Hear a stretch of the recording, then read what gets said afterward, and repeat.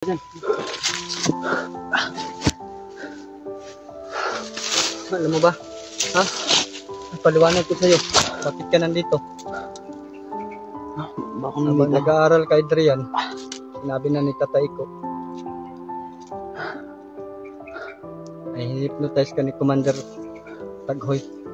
Sino ba yung Commander Taghoy na yun, kuya? Humingi ka ng tawad dyan. Yun mga tol, no?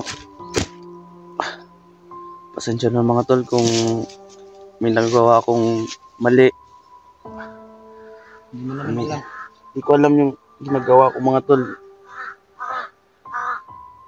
Hindi ko nga alam mga tol kung bakit ako nandito. Hindi ko alam kung bakit nagganyan si Julius.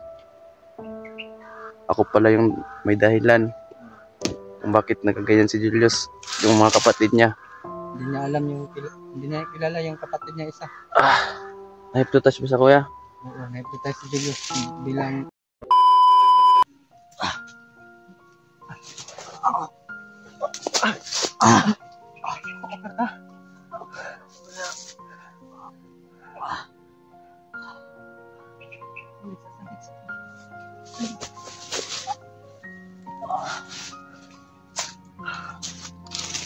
asa na tumato si Julius? Hindi ko alam.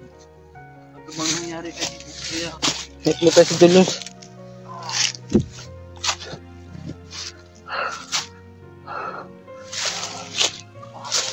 Sinubo ka ba nila? Ha? Kargahan kita. Ha? Tulungan mo ako para maligtas natin si Julius. Bigyan kita ng lakas, Adrian.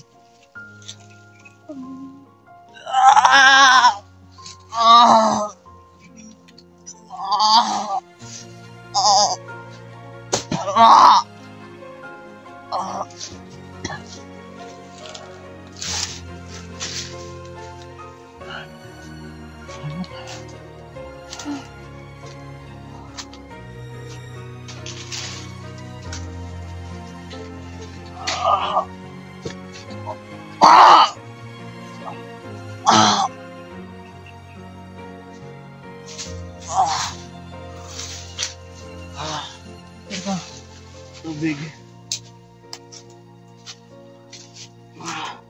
Tubig? Ha? Tubig. Yung buhok ko.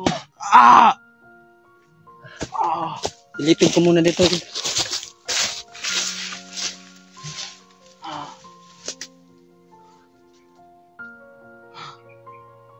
Ba't ba ako nandito?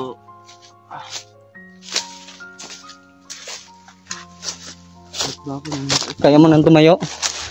Buti na lang iwan yung cellphone dyan ito. Ikaw magmaneho ng cellphone ni Julius. Alam mo na yan, ha? Paliwanag mo muna sa akin, kaya bakit ako nandito? Mamaya na, alis muna tayo dito. Dali ka.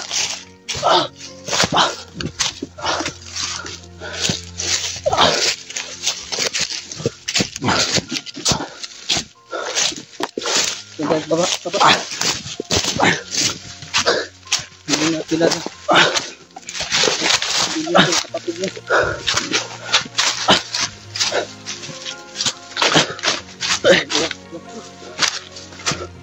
Gusto mo na tayo. Okay, mupo ka dyan.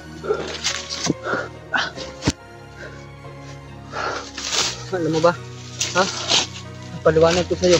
Bakit ka nandito? Bakit Habang nandito? nag-aaral ka, Adrian, sinabi na ni tatay ko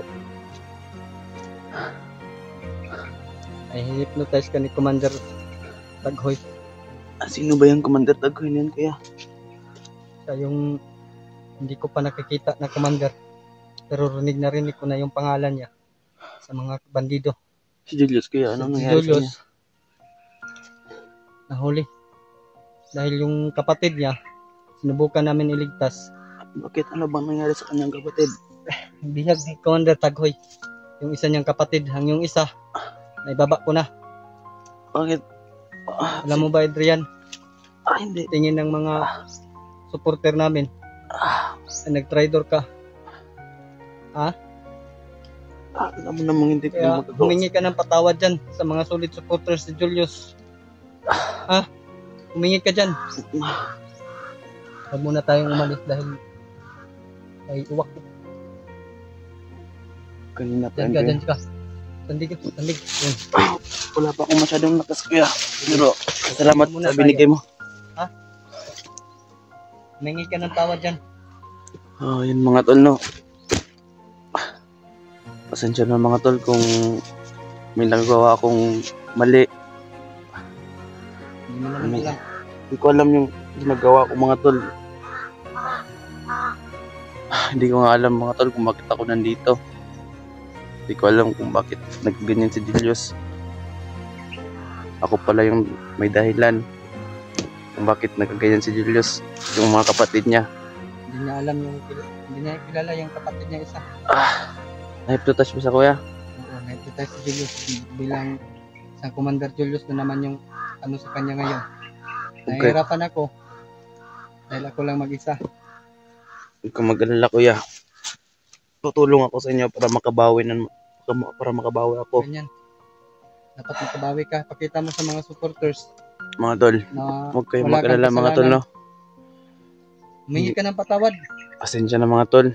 Sana mapatawad niyo ako. Huwag kayong mag-alala mga tol. Babawi ako sa nagawa kong kasalanan sa inyo. Lalo na sa pamilya na Julius. Pati na rin sa'yo kuya. Naintindihan naman kita, Ed. Alam ko mabuti kang tao. Kaya nga. Akala ko nga na-hypnotize ka pa. Narinig ko yung kayo na pag-uusap nila Julius habang sinusundan ko. Sabi niya na pupuntan daw siyang bihag. Ang akala ko doon sa kapatid niya. Dito pagdating ko, ikaw pala yung bihag. Sana mapatawad niyo ako kuya. Ikaw mag-alala, Ed.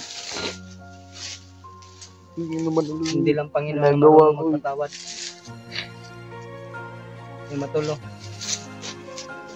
Ako na po yung humingi ng Nga tol. nagawa ni Adrian na kasalanan na hindi niya man alam. May nagawa man Mga ako. tol ay masama. kasama ko na ngayon si Adrian mga tolo.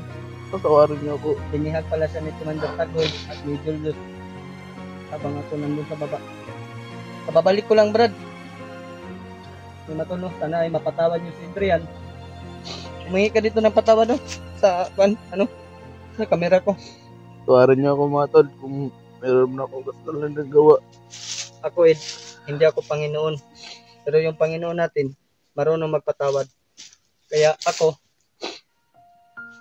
bilang alagad ng Panginoon, kaya din kitang patawarin. Dahil alam ko naman na wala kang kasalanan. Matulo. Sana po ay mapatawad natin si Adrian sa kanyang nagawang kasalanan na hindi niya man alam. Kung may nagawa man akong mali kuya, huwag kang mag-alala. Gagawa rin ako ng mabuti.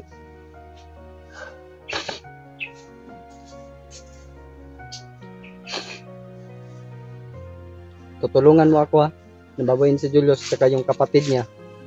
Pakita mo sa mga sulit nating taga-subaybay ni Brad Julius at sa akin.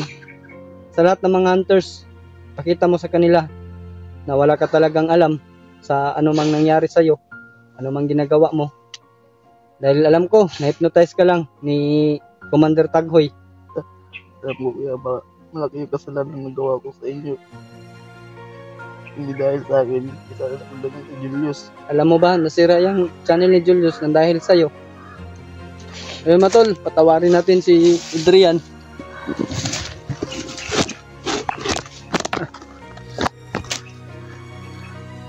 Sana po matuloy ay mapatawad natin. Hindi naman bilang alagad po ng Panginoon, marunong tayo magpatawad. Tumahimik ka na, ha? Lalakad tayo ngayon.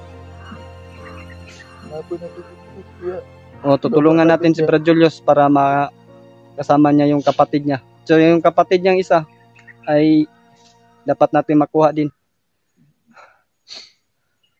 Matol, nagpapasalamat ako sa binigay ni Tatay Iko. At sa mga panalangin niyo mga tol, na walang mangyari sa akin dahil ako na lang mag-isa. Andyan kayo, sumuporta sa akin.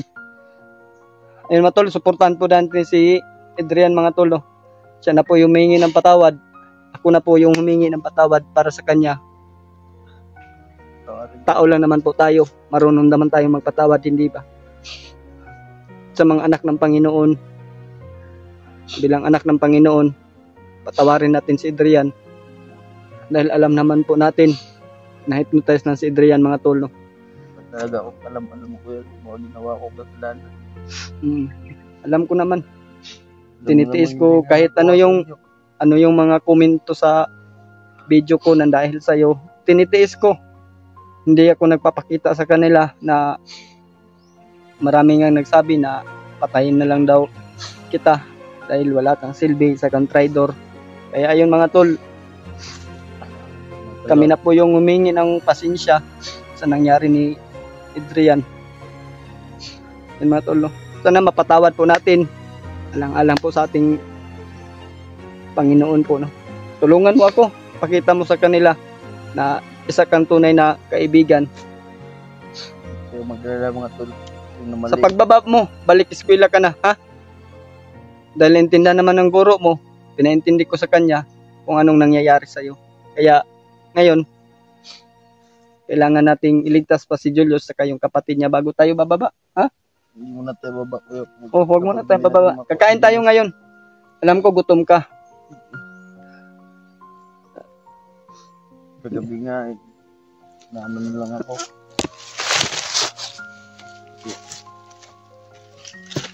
Bigyan ako na ano nangyari. Bisaya pa, natingala ko. Ganun buto ko diri Ay man to, no? Bigla na lang daw siya nagkamalay na walang hypnotized. Ano po siya mga tol? Bigla po daw siya. Bakit daw siya nandito? Anong ginagawa niya? Ngayon mga tol, pinaliwanag ko na sa kanya kung anong nangyayari.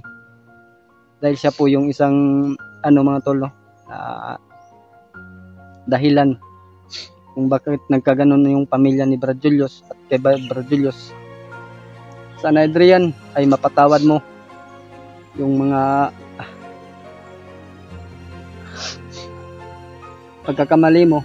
Sana ipakita mo sa mga solid supporters ni Brad Julius, sa akin, sa lahat ng mga hunters, ay kayang-kaya mo magipagsabayan sa mga commander.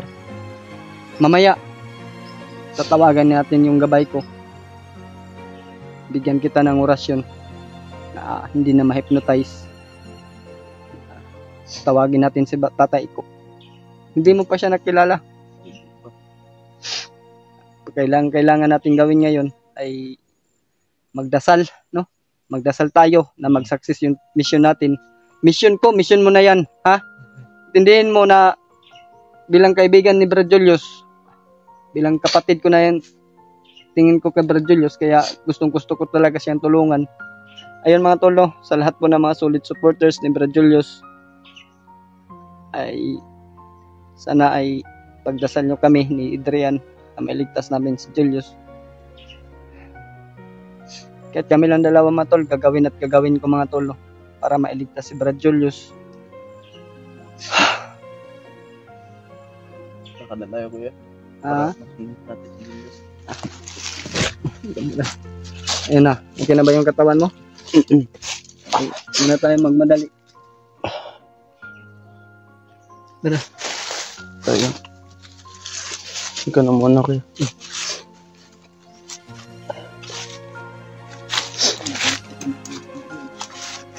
Mga tol, no? Kung minagawa mo na kung mali mga tol, ito yung mag-alala mga tol. Pabawal ako sa inyo. Lalo na kay Brad Julius.